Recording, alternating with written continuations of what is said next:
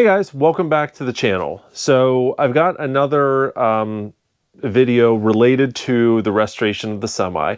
This one's going to be a little bit more low-key than the last couple because let's be honest, in the last month we've, finished the corrugated metal walls, got the cross bracing painted, the drop ceiling. It's been a month of incredible progress on the semi, and I'm working on the next giant update, which are the tan padded inserts that go on the office walls. So I'm working on that. I'm not quite ready to show you guys that video yet, but I am always looking ahead at kind of what's the next thing. Pretty soon, really soon actually, we're going to start talking about the wiring of the trailer. Where we need to put outlets, what we need powered, voltage, just the whole thing, where we're going to put a generator. So we're going to get into that soon, but I'm also starting to look at recreating some of the pieces in the trailer that were not off the shelf things. And I'm mainly talking about the various blinky light panels that were rented from a company called Modern Props, which is now out of business. But today I'm going to show you some of the prep work I've been doing to start the process of replicating the Boomerang unit. The Boomerang unit was a giant, tall, blinky light panel that was on the back wall of the semi set for all 4 years that the show was on the air. So thanks to a couple really cool opportunities, we've been able to take detailed pictures, measurements, everything of the original prop, and that's going to allow us to make a faithful recreation for our restoration. So stick along with me. I'll show you what I've got here and what the next steps are.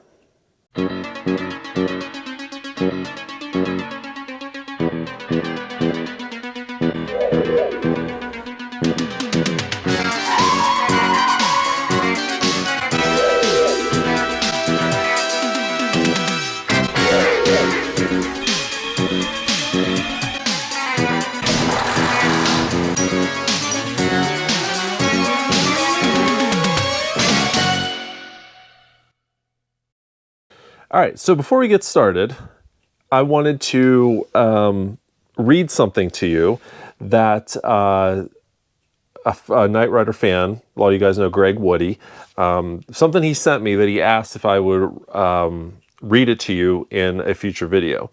Greg was building a kit replica when, unfortunately, the garage that was housing this kit replica, along with, I think, a motorcycle and some other stuff, caught on fire, and it pretty much burned kit out into a shell, destroyed everything in that garage. So that's obviously extremely unfortunate. But what happened next is absolutely incredible.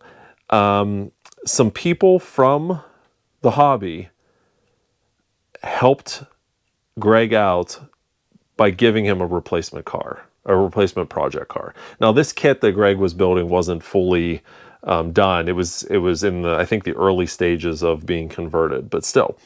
So Greg asked me to read this so he could publicly thank these people. So he said, "I wanted to send a shout out to Jason Wallace and Bobby Carpenter. When my shop burned down, it took my replica builders with it. The car wasn't completely finished, but it was still heartbreaking. Jason messaged me that very day and said he had another spare 84 Trans Am he wanted to give me for free. Not only did he give me the car, but his friend Bobby drove 6 hours to drop it off in my driveway. These guys have really shown what this community is all about. Jason has a complete replica and is helping Bobby build his. The car they gave me is actually in better condition than my old one." So just, a huge shout out to Jason and Bobby. Thank you guys for helping out a fellow fan. And it's just so heartwarming to see people coming together in the face of a tragedy like that and being able to help someone out. So good job, guys. That's awesome. All right, so before we continue on, one other quick thank you. Rob Pelton sent me a message from Canada and said, hey, I got this whenever the show was on the air, I think is what he said, and I want to know if you want it, and I'll send it to you for free. And this is what it is. It is the infamous Competition is No Competition poster. So, for those of you who maybe are not familiar with this, back in August of 1982, a commercial ran on NBC starring Johnny Rutherford, and it touted the superiority of KITT over the General Lee. And you could send a self-addressed stamped envelope to an address that they gave you, and they would send this back to you in the mail in return. And we actually did a video. The commercial is something that we had looked for decades, and we found it. And there's actually a video on this channel of that commercial. And Rob sent us over one of the original competition posters. There's not a ton of these around. A few have popped up over the years, but there's not too many. So thank you so much, Rob. I am going to probably frame this and hang it on the wall of my new garage. So thank you so much. It's very kind of you.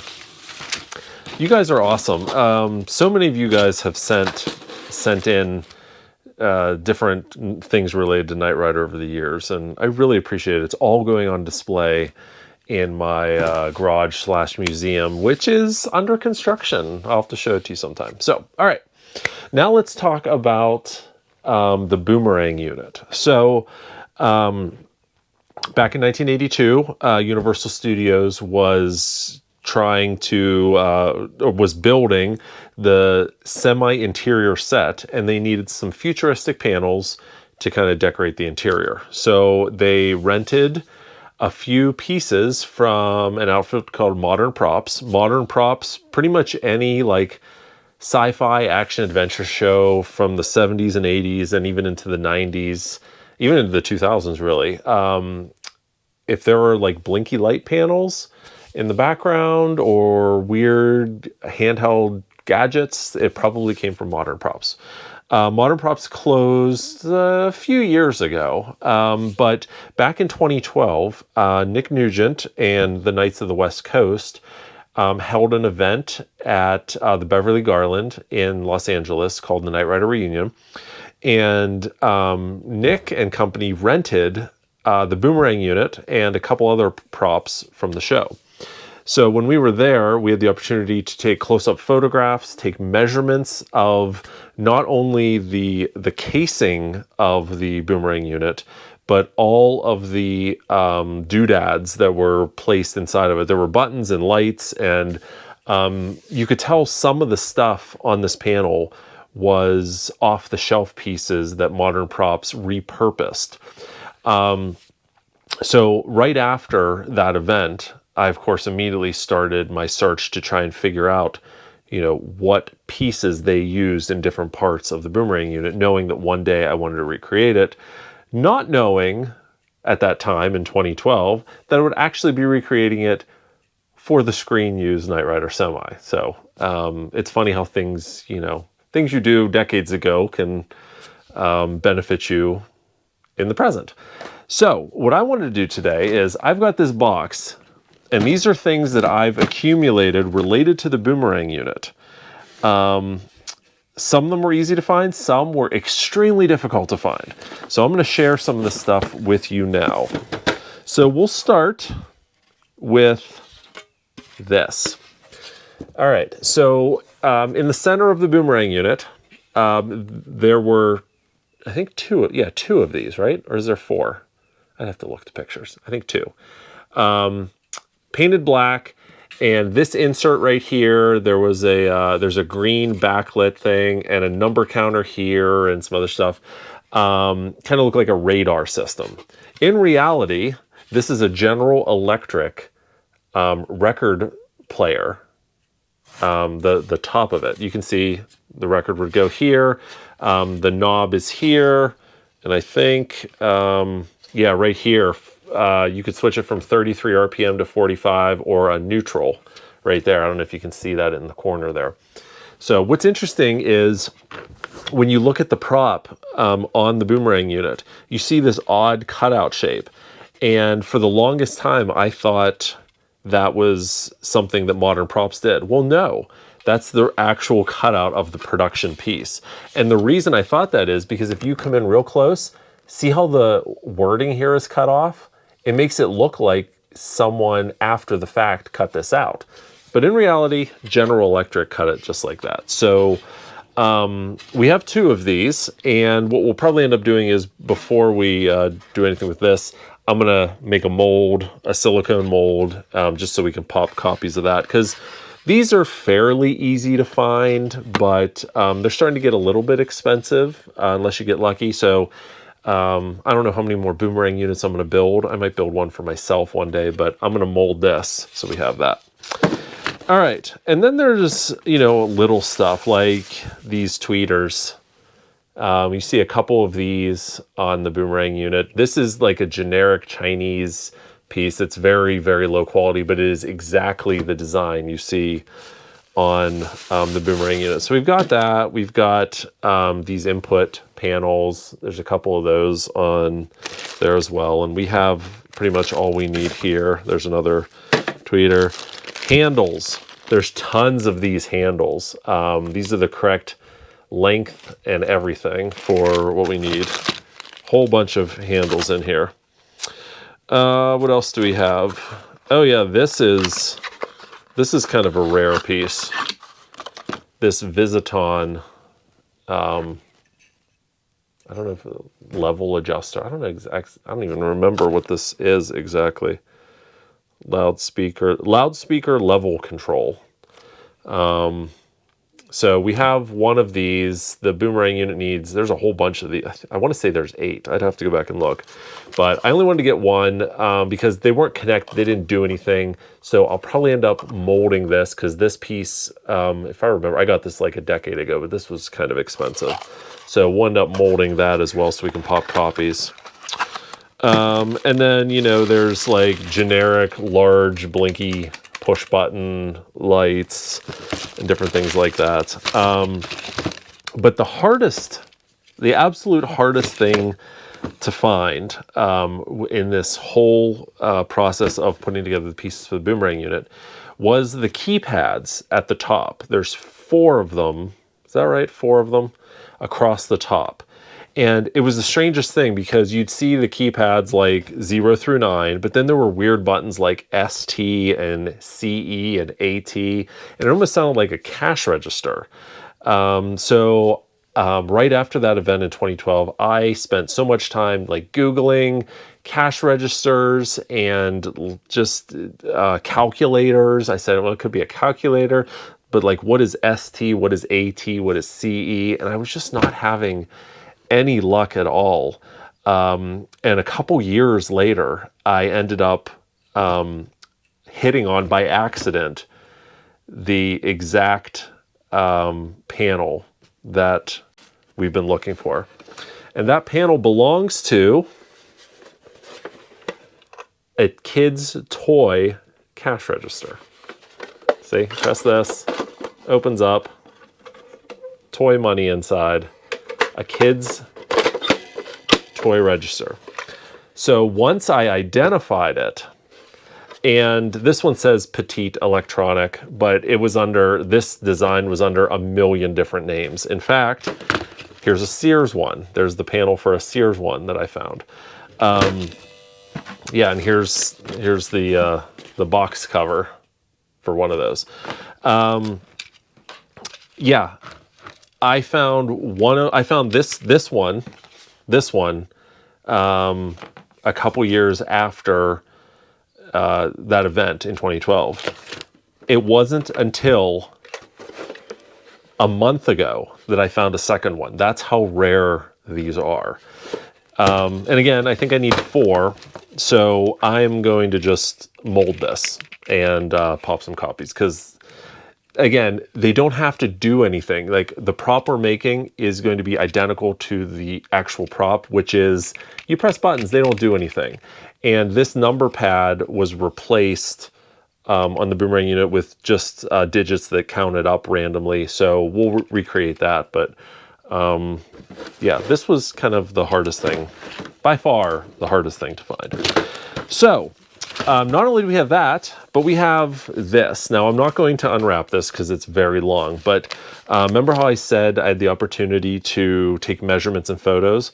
Well, the other thing I had the opportunity to do was make a template of the Boomerang unit. More specifically, make a template of the profile of it, because it's not simply a wedge triangle shape. It actually has quite a bit of angles to it. And this template is an exact copy of that profile. So whenever I go to build the housing for it, I'll be able to recreate it exactly. So all of this stuff just kind of lives right now in this one box. But it has pretty much everything in here that I need to make copies and to recreate the Boomerang unit. So that'll be coming up at some point. We're going to get the office panels in, start building the lounge, but this isn't too far from my head. I've wanted to build this Boomerang unit for a long time, so the time is getting closer. So look forward to that here in a future video soon. So that's where we're at. Oh, and I almost forgot. There was another box included with this. And back again in 2012. So there's also, on the Boomerang unit, there's LED light arrays. They're like round clear bulbs. They're, I don't know, yay big. I think there was like, oh, how many? A lot of round bulbs that would blink in specific patterns. Each one would blink in specific patterns. I think there were like 4 of them. So back then, so I got all the LEDs for that, and we have some Arduino controllers to control the light arrays. So that part's done as well. All right. That's what I have right now. So again, sorry, you didn't really see me building anything, but I am working. You're going to see a video very soon on the office padded insert panels for the Semi. I think it's going to turn out pretty amazing. So, and I found a really ingenious way to, I think, we'll see if it works, to mount the panels where you don't see any of the mounting hardware, kind of like it was on the set. So look for that very, very soon. Thank you guys so much for watching. That's all I have for today. Hope you enjoyed that, and we'll talk to you again soon.